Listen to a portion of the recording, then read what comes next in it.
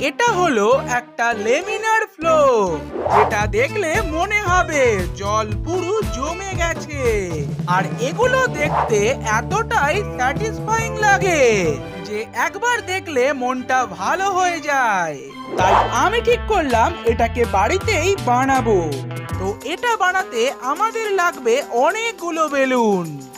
এরপর এটার মধ্যে জল ভরে নিলাম। এবারে নিয়ে এলাম একটা টেপ, আর তারপর মাঝখানে একটু ফাঁকা জায়গা রেখে চারপাশে টেপ লাগিয়ে দিলাম। এবারে একটা জায়গায় এটাকে কয়েক ঘন্টার জন্য রেখে দিতে হবে, কিন্তু সেফটি পিন খুঁজে না পাওয়ার জন্য নিয়ে নিলাম এটাকে। তবে ব্যাপারটা হলো যেমনটা হওয়ার কথা ছিল তেমনটা একদমই হলো না। তাই জন্য আমরা কয়েকদিন পর এটা আবার তৈরি করার চেষ্টা করব।